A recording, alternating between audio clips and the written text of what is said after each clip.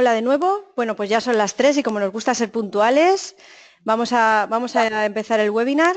Primero, mientras os vais conectando todos, os voy a contar un poquito acerca de los ponentes. Deciros que se está grabando, que luego se colgará en nuestra web de Fundesen Business Topics, que todas las preguntas que tengáis las hacemos al final, ¿vale? Y bueno, es el primer webinar que hacemos con 3 ponentes y estamos muy ilusionados con ello. Vamos a hablaros un poquito de los 3.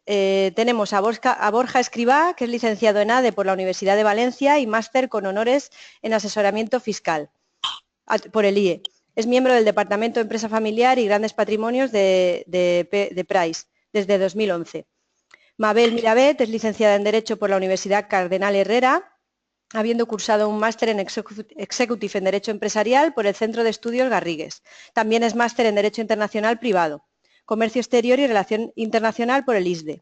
Tiene una experiencia de 10 años en Derecho Mercantil, Contractual y Derecho Internacional Privado de Despacho y Empresa Privada. Y Silvia Martínez es licenciada en ADE y en Derecho por la Universidad de Valencia, máster en Asesoramiento Jurídico en el IE, máster en Dirección de Recursos Humanos por el IMF-CEU y miembro del equipo de Laboral y Seguridad de PricewaterhouseCoopers desde 2010. Daros las gracias a los 3 por estar esta tarde con nosotros y nada, cuando queráis podemos comenzar con el webinar. Vale, muchas gracias, Isabel. Antes que nada nos gustaría hacer un agradecimiento a Fundesen por dejarnos participar en este webinar y al mismo tiempo por dejarnos participar 3 miembros. Cuando os expusimos la oportunidad de hablar 3 de nosotros para comentaros el tema de la retribución de los altos directivos, nos indicasteis que era la primera vez, pero al final hicisteis un poco ahí la flexibilidad para poder darnos la oportunidad de hablar los 3. Entendemos que es importante hablar desde una triple perspectiva cuando hablamos de la retribución de altos directivos, porque la misma tiene una incidencia en aspectos laborales, legales y fiscales. Yo soy Silvia y voy a hablar de la parte laboral y, como bien decías, Isabel, aquí está Mabel, que llevará un poco el tema legal, y luego mi compañero Borja, que se encargará de ofrecer su visión desde un punto de vista fiscal. Bien, realmente nuestra sesión de hoy, si bien es cierto que es imposible dar un asesoramiento único en materia de teoría del vínculo, lo que hemos intentado es dar unas pinceladas, por lo menos para que los oyentes seáis capaces de identificar cuándo hay un riesgo y qué debo hacer para evitar ese riesgo o por lo menos reducirlo. ¿Cómo lo vamos a enfocar? Bien, primero un poco unas pinceladas sobre qué se entiende por directivo. Luego entraremos un poco en la teoría del vínculo a nivel más teórico, pero nos vamos a centrar en un aspecto práctico, en un caso práctico que, vamos, una empresa que creamos nosotros, Publipro, y cómo va evolucionando en relación con cuestiones que tienen incidencia directa en esta problemática. Por último, expondremos nuestras conclusiones y, como siempre, estaremos abiertos a resolver cualquier cuestión que podáis mantener. Bien, ¿qué entendemos por alto directivo? Cuando hablamos de personal directivo, hay personas que se refieren a consejeros o miembros del órgano de administración, otros a un personal de alta dirección regulado con una relación especial en el Real Decreto 1382-85, o bien los directivos en régimen laboral común. Pero vale, lo primero que tenemos que tener en cuenta es, ¿cuándo estamos hablando de personal directivo? ¿A qué nos referimos? Así que cuando un cliente nos viene con una situación de este tipo, o sea, con una problemática en materia de personal directivo, nuestro primer trabajo es analizar la relación del personal directivo que que tiene este problema. Analizamos la naturaleza y entonces entendemos si estamos hablando de un personal laboral común, de alta dirección, o bien simplemente un consejero. Las incidencias vienen en relación con la figura del alto directivo y su compatibilidad con el órgano de administración. Entonces, para ver realmente cuál es el problema, tenemos que saber qué es el alto directivo. El alto directivo es aquel trabajador con una relación especial, insisto, relación especial, porque tiene un Real Decreto adicional al Estatuto de los Trabajadores que regula su relación con la compañía. Este alto directivo será aquel que tiene poderes inherentes a la titularidad jurídica, que ejerce estos poderes con autonomía y plena responsabilidad y que únicamente está limitado por el Consejo de Administración de la compañía. Y esta justo la definición es la que nos viene a demostrar, o sea, nos viene a dar las pinceladas sobre qué es la teoría del vínculo. La teoría del vínculo dice que cuando un trabajador sea director general, o sea alto directivo, es decir, esté en la cúpula de un organigrama de una compañía, no podrá ser también miembro del Consejo de Administración. ¿Por qué? Porque si nos damos cuenta, realmente, me voy a la siguiente diapositiva, como veis en los muñecos que tenemos en la diapositiva que estáis viendo, el director general está limitado por el Consejo de Administración. Entonces, si realmente está limitado por él mismo, porque forma parte del Consejo de Administración, lo que viene a decir la jurisprudencia en este aspecto es, tú no puedes limitarte a ti mismo, esto es una incongruencia. Realmente tu relación de consejero en el órgano de administración se debería de subsumir la relación laboral que tengas con la compañía. Es decir, una relación laboral de alta dirección no es compatible con una pertenencia al Consejo de Administración.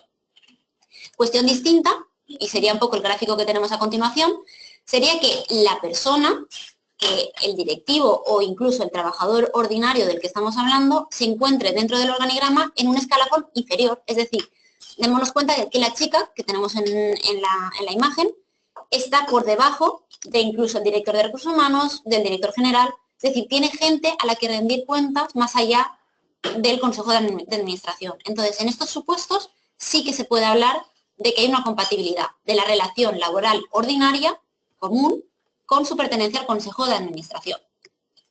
Bien, realmente esto serían a grandes rasgos cuándo es compatible o no una relación mercantil de pertenecer al Consejo de Administración con una relación laboral. En esta diapositiva tenéis algunos pronunciamientos judiciales, pero lo que sí que es interesante tener en cuenta es que esto no es blanco o negro.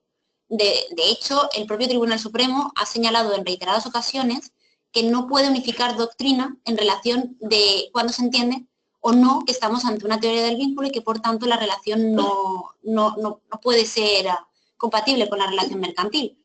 Entonces, lo que se tiene que hacer es analizar cada uno de los indicios desde el momento cero y poder determinar cuál es la relación jurídica que mantiene el trabajador, el directivo, con la compañía. Entonces, analizaremos en primer lugar hasta qué punto hay una relación laboral común o hay una relación laboral de alta dirección y con posterioridad ya diríamos si se puede mantener o no se puede mantener. Si no se puede mantener, hay medidas para proteger al alto directivo y si se puede mantener, obviamente se tiene que dejar muy claro en los contratos posteriores y en cualquier documento con el objetivo último de proteger al alto directivo. Algunos pueden pensar que realmente el denominar a un trabajador con un contrato ordinario o con un contrato especial no tiene mayor implicación que el nombre de la relación, pero las implicaciones son importantes. A nivel laboral, por ejemplo, todos conocemos que la protección del derecho laboral es muchísimo más detallada que, por ejemplo, estar amparados por el derecho civil común. Entonces, saber si nos tenemos que atender al Estatuto de los Trabajadores o al Real Decreto tiene importantes consecuencias. Ello sin perjuicio del encuadramiento laboral en materia de seguridad social, el encuadramiento en seguridad social y otro tipo de cuestiones, así como las que ahora mis compañeros comentarán en materia fiscal o legal. Está claro que la teoría del vínculo, como bien decía, opera no solo respecto a trabajadores, sino incluso cuando hay un contrato de prestación de servicios. Es decir, cuando yo tengo un contrato de prestación de servicios con una compañía y al mismo tiempo soy miembro de un consejo de administración, aquí también hablaríamos de la teoría del vínculo. Es un poco extraño esta situación, pero puede ocurrir también.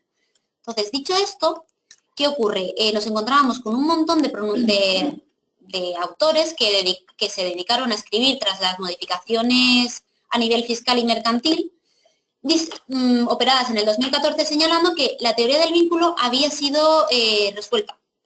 Y os adelanto la respuesta es no, pero ahora mis compañeros Mabel y Borja explicarán un poco hasta qué punto se entiende superada o no la teoría del vínculo en estos dos aspectos.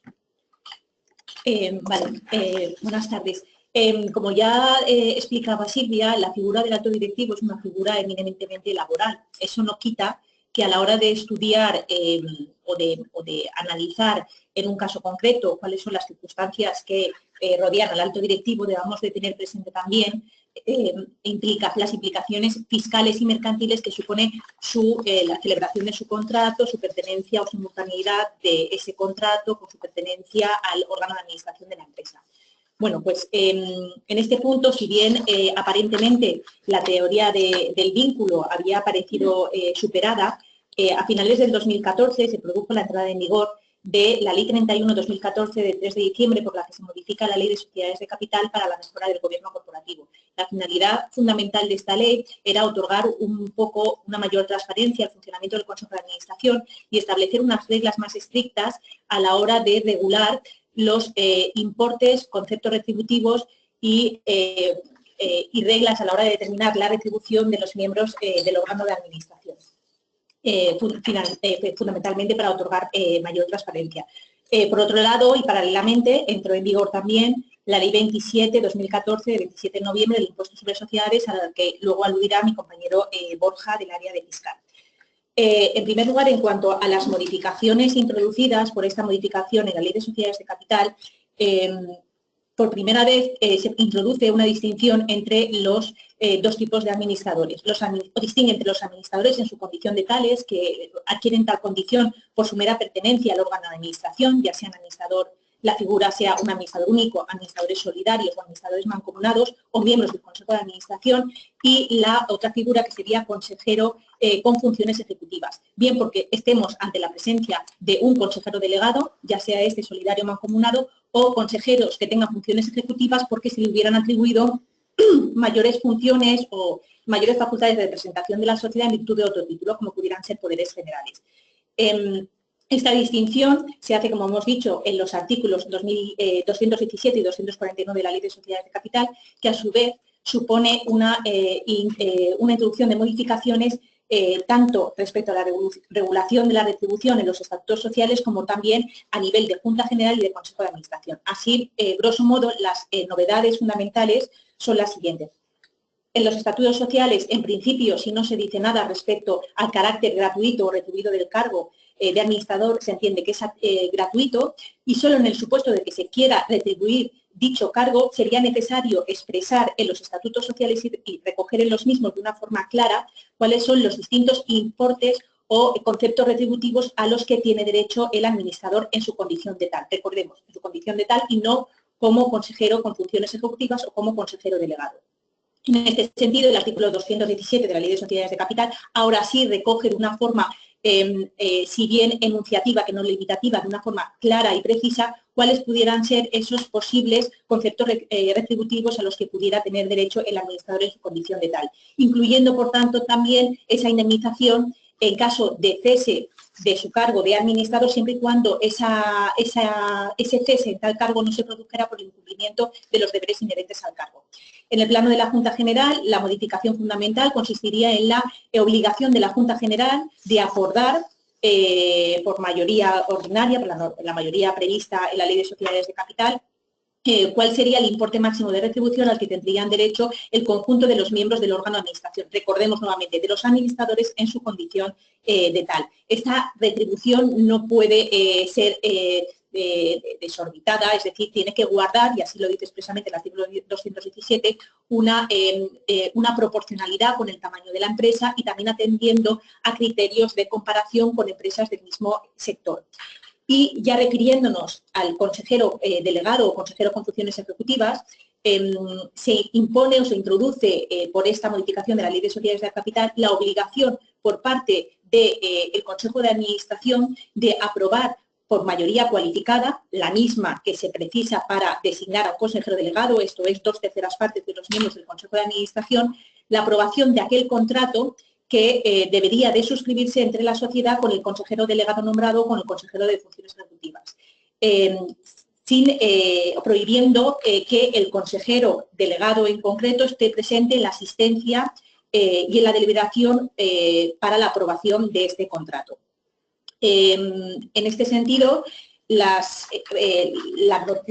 problema fundamental que se plantea es si por una parte, si la teoría del vínculo se entiende superada por entender que aquellos miembros del órgano de administración, cuando éste revista la forma de consejo de administración y se le han asignado funciones ejecutivas, si pudiéramos distinguir dos tipos de relaciones. Una relación orgánica como miembro del Consejo de Administración y una relación laboral especial por el otorgamiento a este consejero de funciones ejecutivas, en su caso, como consecuencia de la vigencia de un contrato de alta dirección. Como bien apuntaba antes mi compañera Silvia, la ley o esta modificación no dice nada al respecto, por lo tanto, no podemos entender o no deberíamos entender en ningún caso que la teoría del vínculo ha quedado superada. Y, en segundo lugar, se nos plantea también cuál sería la naturaleza de este contrato a suscribir con el consejero delegado. Pues bien, nuevamente la ley no dice nada al respecto, por lo tanto, debiéramos entender que la naturaleza de este contrato es una naturaleza híbrida que introduce pues, una naturaleza contractual y al mismo tiempo orgánica. Lo cierto es que la ley no se pronuncia. Algo esencial que he olvidado de decir es que el consejero delegado, si se quiere que su cargo sea retribuido, habrán de expresarse en este contrato todos y cada uno de los importes y conceptos retributivos a los que este consejero delegado va a tener derecho. En su caso, todos aquellos conceptos no incluidos pues no podrán serle reconocidos al consejero delegado, con las consecuencias a nivel fiscal que a continuación pasa a explicar mi compañero Borja. Bien, pues desde un punto de vista fiscal y tratando de ser prácticos, porque así queremos enfocar esto, debemos diferenciar entre las implicaciones que pueda tener a efectos de impuestos sobre sociedades y a efectos del impuesto sobre la renta de las personas físicas. En cuanto a impuestos sobre sociedades, veníamos hasta la modificación de la ley del impuesto sobre sociedades en vigor desde 2015, veníamos viendo que la administración tributaria, haciendo uso de la famosa sentencia MAO, como podéis ver en la diapositiva, determinaba que las retribuciones percibidas por consejeros o por miembros del órgano de administración subsumían todas ellas en su carácter de consejero y, por lo tanto, en la medida en la que no estuviesen recogidas en estatutos, la retribución del cargo administrador se consideraban una liberalidad y, por lo tanto, un gasto no deducible. Podéis considerar que la mayoría, el entramado empresarial español, en la que la mayoría de empresas son de carácter mediano, los miembros del Consejo de Administración no se limitan únicamente a esas funciones, sino que además tienen cargos gestores dentro de la propia compañía, con lo cual la mayoría de esas retribuciones se percibían por el desempeño de un trabajo, ya podía ser por un trabajo de alta dirección o no, es decir, un director de un área o un simple trabajador, pero venía la Administración determinando que todas aquellas retribuciones percibidas por un alto directivo debían quedar enmarcadas dentro de la retribución por su cargo de consejero y en la medida en la que jurídicamente debían estar recogidas en estatutos, de lo contrario se presumía cargo gratuito, en la medida en la que no estuvieran, consideraban gasto no deducible. Y con eso podemos asegurar que la gran mayoría de las actas de inspección recogían este concepto y levantaban acta por cuantías bastante elevadas, sin discutir la realidad del gasto, simplemente tratándolo como una liberalidad, basándose en esta sentencia MAO. Tanto ha sido así que asociaciones empresariales de toda España se pusieron a hacer de lobby con el gobierno y se introdujo en la modificación de la ley de impuestos a sociedades una modificación respecto a este punto. Ahora, el artículo que trata respecto a los gastos no deducibles ha incluido una mención específica a las retribuciones que perciben los administradores por otros conceptos. En concreto, hace una salvedad en el apartado E del artículo 15, que dice que no se entenderán comprendidos en esta letra E de gastos no deducibles las retribuciones a los administradores por el desempeño de funciones de alta dirección u otras funciones derivadas de un contrato de carácter laboral con la entidad. Es decir, parece que la ley de impuestos sobre sociedades ha venido a delimitar este riesgo, eliminando la casuística que venía aplicándose por la sentencia MAO. Con lo cual, hasta 1 de enero de 2015 teníamos problema por la totalidad de las retribuciones. A partir de 1 de enero de 2015 parece que se salvan las retribuciones, es decir, que se posibilita que los administradores perciban retribuciones por sus cargos de carácter laboral de alta dirección o laboral ordinario, sin que estos tengan la condición de no deducibles. Por otro lado, debemos entender que las retribuciones que se perciben como consejero deben deben cumplir con los requisitos legales, porque existe otro apartado en el artículo 15 de la ley que obliga a cumplir la legalidad, es decir, que aquellas retribuciones aquellos gastos que no cumplan con la legalidad no serían deducibles. Por tanto, las retribuciones que va a percibir el consejero por su condición de tal deben cumplir con la legalidad mercantil, es decir, el contrato que mencionaba Mabel respecto de, que se incluye en la ley de sociedades de capital. Esa es la gran novedad respecto a partir del 1 de enero de 2015. Esto en cuanto al impuesto sobre sociedades. En cuanto al impuesto sobre la renta de las personas físicas, teníamos principalmente dos diferenciaciones. Aun cuando la norma establecía el carácter mercantil de la relación de los administradores con la entidad, la ley del impuesto sobre la renta de las personas físicas determinaba que estas retribuciones siempre serían consideradas como rendimientos del trabajo, ¿no? Lo que generaba una discrepancia tanto a efectos del impuesto sobre la renta como a efectos del impuesto sobre el valor añadido, cuestión que además no ha sido resuelta. Por tanto, en el IRPF, a efectos de la empresa, deber de practicar retenciones, como sabréis, existe un tipo fijo de retención para aquellos administradores o miembros del órgano de administración, mientras que por otro lado, para los trabajadores con relación laboral, los tipos de retención son variables conforme a la retribución que se percibía. Y esto venía siendo también objeto de disputa porque en la medida en la que encuadraban todas las retribuciones percibidas por los consejeros, fuera por lo que fuera que la estuvieran percibiendo, la marcaban dentro de su condición de administrador y por lo tanto exigían a la empresa haber practicado una retención con carácter general mayor, porque estamos hablando de una retención que hasta 2015 era del 42%, en este momento es del 35%, y una retención del 42% solía ser superior a la que le correspondía al trabajador por tablas, ¿no? Como se suele conocer la retención variable. Entonces, era otro supuesto de litigio de las compañías con la administración tributaria. Supuesto que no se ha resuelto, si bien sí que se ha determinado qué percepciones deben percibir o a las que se le debe practicar un tipo de retención fijo, que en este caso es del 35%, en las deducciones que se perciban por el cargo de administrador, mientras que aquellas retenciones que se perciban por una relación laboral o por la prestación de servicios de carácter laboral seguirán siendo aplicadas a tablas o conforme a tablas, como se conoce. Luego está la particularidad de las indemnizaciones, ¿no? Esto es una consecuencia directamente del tratamiento laboral. ¿Qué ocurre con las indemnizaciones por cese o despido, sobre todo en el caso de los altos directivos, ¿no? Como sabréis, para que las indemnizaciones queden exentas o la exención que establece la ley de impuesto a la renta en las indemnizaciones a percibir vienen limitadas para las relaciones laborales en lo recogido en el Estatuto de los Trabajadores y en el caso de alta dirección tendríamos que basarnos en lo recogido en el Real Decreto que aplica a esta vinculación. Real Decreto que es algo que Silvia me quiera corregir, no establece un límite fijado con carácter obligatorio y por lo tanto la administración entiende que toda indemnización pactada entre una empresa y un alto directivo es un contrato que se produce ex novo y al que no está, al que la compañía no estaría obligada a satisfacer y por lo tanto el que la percibe no tendría el derecho a aplicar la exención sobre esta indemnización.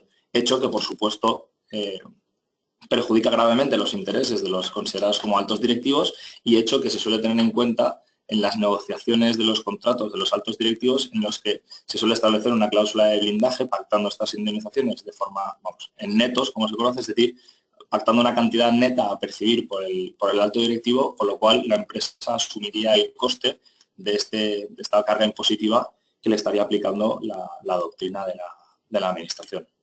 Bueno, corregir no, pero sí matizar que realmente el Real Decreto sí que establece una indemnización para los altos directivos, pero establece que será de 7 días salvo pacto en contrario. Esta expresión de salvo pacto en contrario se entiende que no es un mínimo a lo dispuesto, según comentaba Borja, para la exención. Dicho lo cual, pasamos a la parte más práctica de la sesión de hoy. Vamos a intentar reproducir un poco, nosotros trabajamos conjuntamente en varios proyectos y en más de una ocasión nos encontramos los tres hablando sobre nuestros supuestos y nos surgen 10.000 preguntas. Pero bueno, intentando simplificar un poco un ejemplo en el que, insisto, no recogemos todo lo que se analiza, porque obviamente es imposible en media hora, pero básicamente vamos a imaginarnos que ahora mismo tenemos una compañía que se llama Publipro, una compañía de marketing y comunicación. Esta compañía va muy bien, pero quiere contratar a Pablo García como director general, como un alto directivo. Pablo García venía trabajando para Marketing Mix, una empresa de la competencia, entonces se plantean su contratación como director general. qué tipo de contratación tenemos que hacer, ¿no? Aquí están un poco las características que desean para esta contratación.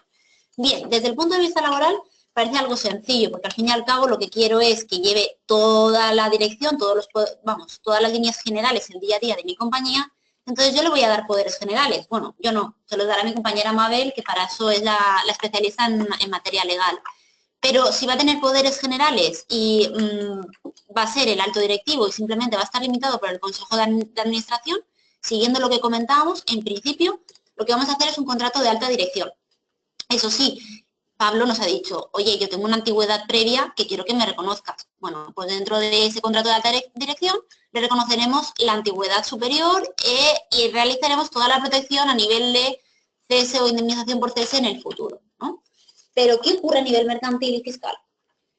Bueno, pues desde el punto de vista mercantil, como decía Silvia, al alto directivo se le tienen que otorgar poderes amplios para poder desarrollar las funciones y responsabilidades que tiene atribuida como consecuencia de su contrato de alta dirección. Y estos poderes pues, se otorgarían por el Consejo de Administración. A efectos fiscales, en la medida en la que no hay una pertenencia al Consejo de Administración, la limitación sería clara.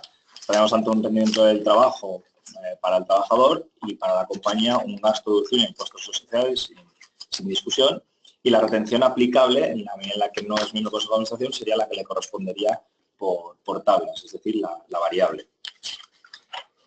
Muy bien, entonces ahora ha pasado el tiempo, estamos en el año 2 de promoción a Pablo. Pablo ha evolucionado muy positivamente y Publipro ha optado por nombrarlo consejero delegado de la sociedad, manteniendo su cargo o pretendiendo mantener su cargo de director general de la misma. Características deseadas por la compañía, es decir, ¿qué es lo que desearía la compañía? Que a Pablo se le nombrara consejero delegado con funciones ejecutivas, que se le atribuyeran o que mantuviera funciones de director general, que el sueldo que actualmente percibe como alto directivo de 200.000 euros se incrementara hasta 250.000 euros y no tienen intención, vamos, de otorgarle ningún derecho a adquirir participaciones en la sociedad. En cuanto a las implicaciones, fundamentalmente, desde el punto de vista mercantil, pues lógicamente, como hemos explicado antes, al ser designado consejero delegado será necesario que el Consejo de Administración se reúna y le designe como tal.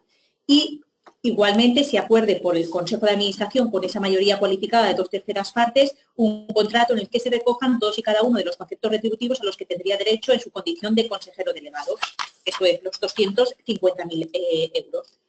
Teniendo en cuenta esta relación como consejero delegado, a nivel laboral tendremos que suspender el contrato de alta dirección y crearemos una cláusula de cautela para proteger al máximo sus intereses como directivo y sus intereses futuros, ¿no? Esta protección es necesaria si luego queremos llevarla a cabo. A efectos fiscales, en la medida en la que daríamos cumplimiento a las obligaciones mercantiles y el gasto sería deducible a efectos de impuestos o sociedades, y en la medida en la que la retribución se le satisface como consejero delegado, el tipo de retención aplicable sería el tipo de retención fijo aplicado a los miembros del órgano de administración. Año tercero, cesamos a Pablo del Consejo. Cesamos a Pablo del Consejo y finalizamos toda su relación con la empresa. Por problemas de confianza y desavenencias, Publipro se plantea finalizar toda relación con Pablo y organizan su cese como consejero de la sociedad y la finalización de su relación laboral. ¿Qué desea la compañía? ¿Qué nos traslada? Pretenden el cese como consejero y como consejero delegado, desistimiento de su relación laboral que quedó suspendida como director general, que ha sido reanudada automáticamente al cesar como consejero, y el pago de su indemnización laboral tras la finalización de la suspensión de su contrato de trabajo de alto directivo. Así, nuevamente, desde el punto de vista mercantil, le corresponde a la Junta General acordar el cese de Pablo como consejero y, por tanto, por extensión, como consejero delegado de la compañía. En este caso, al producirse tal cese, no es necesario que de forma expresa se celebre un acuerdo de resolución del contrato de consejero delegado. En el momento en que se le cesa como consejero, se le cesa a sí mismo como consejero delegado. Habría que satisfacerle en su caso o habría de analizar si realmente tiene derecho en su caso a una indemnización por cese en el cargo de consejero delegado, siempre y cuando este concepto se hubiera recogido en el contrato de consejero delegado. Bien, este cese como cese como consejero delegado hace que la cláusula, el acuerdo de suspensión que hemos pactado antes, en el año 2, haga que la relación laboral de alta dirección vuelva a reanudarse.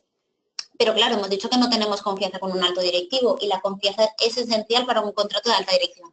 Por lo tanto, vamos a proceder a la finalización por desistimiento. Cuidado con el tema de la indemnización. Recordemos que le hemos reconocido una antigüedad superior por la relación que tenía con Marketing Mix. Entonces, esta indemnización, Borja, ¿cómo debe tributar? Pues en la medida en la que se ha pactado de forma expresa entre las partes y, como ya veníamos diciendo, la doctrina de la agencia tributaria es entender que no existe una indemnización mínima y, por lo tanto, esta no quedaría exenta para el trabajador, bueno, para Pablo cuando la perciba, con lo cual habría que estar al contrato para ver si se pactó una indemnización exenta para él, es decir, en netos, o será él quien deba soportar el coste de los impuestos. Y los años continúan, ¿no? Y de repente nos encontramos como que no tenemos a ningún consejero. Pero resulta que Juan, el responsable del equipo de compras de la zona de Levante, la verdad es que lo está haciendo muy bien. Entonces Publipro dice, ¿por qué yo no lo puedo poner a él como consejero delegado? Nos sienta en el despacho, nos reúne y dice, vamos a analizar si es posible mantener ambas relaciones, porque yo quiero que siga siendo el que lleva el equipo de compras de la zona de Levante. Pero es que también quiero que sea el cargo más alto a nivel del Consejo de Administración. Entonces, esto lo vamos a dejar abierto un poco para la fase de preguntas con los oyentes, ¿no? Pero realmente lo que queremos dejar aquí claro es que la vida continúa. Publipro sigue aumentando sus deseos y va cambiando las inquietudes y las necesidades de la misma. Y en todos estos casos, lo que hacemos desde PwC es analizar cada una de las situaciones que se nos plantean. Analizamos cuando viene una compañía, cómo se encuentra la situación, siempre desde un punto de vista mercantil, fiscal y laboral, para que no haya ningún problema en ninguna de las áreas. Recordemos que lo que puede ser un pequeño, bueno, pues puede ser a nivel laboral que lo hagamos así, a lo mejor a nivel fiscal las consecuencias puede ser una inspección de la agencia tributaria con importantes cuantías de sanciones administrativas. En fin, nuestra recomendación, y teniendo en cuenta que es casi imposible dar un criterio único y explicar de una forma, vamos, unificada cómo funciona la teoría del vínculo, cuál es la situación de la retribución de un alto directivo o incluso del personal directivo en general, nuestra recomendación es siempre que se analice desde una triple perspectiva y que se analice todos y cada uno de los detalles. Recordemos, las cosas son lo que son y no lo que las partes dicen que son. Y un contrato por muy ordinario que pueda parecer, porque hemos hecho un contrato indefinido por tiempo completo, número 100 el normal, a lo mejor es un contrato de alta dirección y no lo sabemos. ¿Por qué no lo sabemos? Porque realmente lo que hay que buscar es los indicios de esa naturaleza de la relación jurídico-laboral. Y luego todo ello tiene unas implicaciones siempre a nivel fiscal y laboral. Hasta aquí nuestra presentación, nuestra sesión, y ahora un poco estamos abiertos a las preguntas que podáis mantener. Hola, gracias a vosotros. A ver, si tengo aquí una pregunta, a ver si la he entendido bien. Va en relación al caso práctico que habéis contado de Pablo cuando lo contratan como director, y decís en uno de los apartaditos que conserváis su antigüedad. Creo que la pregunta quiere decir que si es una persona nueva, ¿qué antigüedad tiene? ¿O cómo gestionáis eso? Creo que quiere decir eso. Vale, esta la respondo yo desde laboral. Son muchas las veces que en altos cargos, no en contratos ordinarios ni bajitos, cuando nuestros clientes nos vienen con quiero contratar o quiero fichar a tal persona, si son personas que tienen una amplia proyección en otra empresa, la forma a lo mejor de traerlos o atraerlos a nuestra compañía es ofrecerles más. Se trata de una negociación. Entonces, efectivamente, el reconocer la antigüedad superior es simplemente un pacto. Es un pacto como, lo puedo llamar reconocer la antigüedad superior, o bien te puedo poner un blindaje de 100.000 euros si te vas. Se trata de un acuerdo que yo alcanzo con un candidato que me gusta mucho para mi empresa y que soy capaz de llegar a esto. Lo hemos puesto por el tema de la exención por indemnización, y aquí es un alto directivo, pero estos reconocimientos de antigüedad también ocurren en personas que no tienen una alta dirección como contrato especial, sino que tienen un contrato ordinario. Y Borja hablará sobre la exención, si no me equivoco, tampoco operaría respecto a este reconocimiento de la antigüedad, ¿no? Eso es, en la medida en la que estaríamos ante una relación de alta dirección, como ya hemos dicho, el criterio de administración es... Pero te estás pillando mucho las manos aquí, ¿no? Porque si a los 3 años se va, como en este caso del tal Pablo... Claro, Se trata de un acuerdo... Hablo desde mi ignorancia, ¿eh? Ahora ya estoy preguntando yo porque ya me ha generado a mí curiosidad. Se trata de un acuerdo que tú llegas con ese trabajador. Es decir, tú imagínate que estamos hablando de un fichaje súper importante, que yo sé que si lo contrato, tiene una cartera de clientes impresionante. Me va a dar mucho más. Ya. Entonces, a lo mejor me interesa negociar ese reconocimiento de la antigüedad porque muchas veces cuando, imagínate, ¿no? Vamos a ponernos que yo estoy trabajando aquí muy bien, pero me quieren contratar desde la competencia. Oye, no, pero es que yo tengo 10 años de antigüedad en mi empresa. ¿Yo me voy a arriesgar? Entonces, como un caramelito que tú le pones a un fichaje para poder contratarlo. Ya. Se puede hacer en función de reconocimiento de antigüedad o, como ocurre muchísimas veces, con un blindaje muy alto. En ninguno de los dos casos, y ahora hablando de una relación laboral ordinaria, este exceso de indemnización por cese computaría como exención, porque solo es la legal. ¿Me explico? Sí, perfectamente. Curioso, me resulta curioso, pero sí, bien, al final en estos altos cargos se dan todo tipo de variantes. Sí. Bueno, pues sigo, ¿vale? Vale. Más preguntas. ¿La teoría del vínculo opera con independencia del cargo que se ostente en el Consejo de Administración? También es mía. Sí, la jurisprudencia viene a entender que incluso la mera pertenencia al Consejo de Administración como vocal puede ser un indicio de que operaría la teoría del vínculo y que por tanto no podemos mantener la dualidad de la relación laboral con la relación mercantil. En todo caso, nuestra recomendación siempre es analizar caso por caso porque es muy complicado dar una respuesta así global. Pero en principio, aunque seas vocal, sí que deberías de analizar la situación. Vale. También es importante ese punto resaltar que ya no es únicamente analizar qué cargos ostenta en el órgano de administración, sino también cuáles son las funciones que se ejercen a nivel del plano laboral, ¿no? El nivel de responsabilidad, los poderes que tienen concedidos en su relación laboral, ya sea alta dirección o ordinaria, ver un poco hasta qué punto está capacitado para tomar decisiones por parte de la compañía, porque eso también puede influir. Ok, gracias. Si en algún momento se ha admitido la dualidad de la relación laboral especial de alta dirección y la relación mercantil como consecuencia de ostentar el cargo de consejero. Sí que es cierto que en el año 91 el Tribunal Supremo dictó una sentencia bastante curiosa en la que se admitía la dualidad siempre y cuando en los estatutos estuviera bien definido que había una dualidad de funciones que eran fácilmente asumibles por la misma persona, pero tendría que estar indicado en el estatuto. Como punto curioso destacar que el ponente de esta sentencia del 91, en una reciente ponencia que impartió, señaló: es que si yo ahora dictara esa sentencia, quizás no habría dictado lo mismo que dije en su día. Es decir, inseguridad la tenemos sí o sí. Y fijaros también desde el punto de vista práctico y hasta qué punto ha quedado nos cercioramos de que esa teoría del vínculo no ha quedado superada, la tenemos que tener muy presente, es que esa misma redacción en la que se pretendió reconocer la dualidad de la relación laboral especial de alta dirección con la relación mercantil orgánica de miembro de Consejo de Administración, al planteárselo a un registro mercantil, al registro mercantil de aquí de Valencia, desde luego nos dijo no, y además con mayor motivo después de las modificaciones introducidas en la Ley de Sociedades de Capital, no era posible. Es decir, se mantiene con toda su fuerza la teoría del vínculo. Ok. Y a ver, otra preguntita. ¿Qué ocurre si se nombra consejero delegado pero no se prevé que tenga derecho a percibir retribución alguna? ¿Se precisa que se celebre el contrato del artículo 249.3 de la LSC? Pues a ver, desde el punto de vista mercantil, como decíamos, el artículo 249 prevé la obligatoriedad o impone la obligatoriedad de cuando se designa un consejero delegado que el propio Consejo de Administración, por mayoría cualificada, acuerde los términos del contrato que tiene que regir la relación entre la sociedad y el consejero delegado. Nada dice qué ocurre en el caso de que no se estipule o no se acuerde a favor del consejero delegado una retribución. Es decir, que desde el punto de vista, desde una perspectiva conservadora y porque la ley tampoco distingue, sí que venimos redactando o aprobándose por parte del Consejo de Administración un contrato, aunque se diga expresamente en el contrato que el cargo de consejero delegado será gratuito.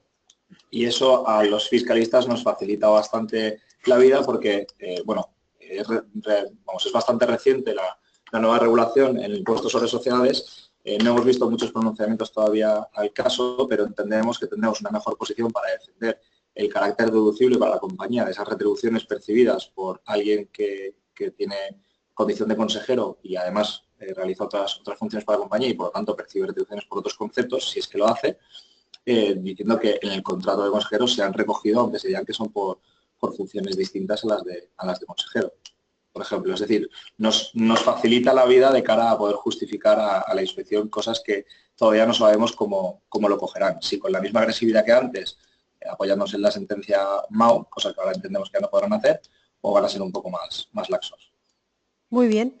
Pues Borja, Isabel y Silvia, muchas gracias por estar esta tarde con nosotros. Ha sido un placer escucharos, ha salido súper bien el webinar. Nada, cuando queráis repetimos. Al resto de oyentes deciros que se ha grabado y se va a colgar en la web por si lo queréis ver. Y nada, nos vemos en el próximo webinar. Muchas gracias. Perfecto, muchas gracias. Gracias, adiós. Hasta luego.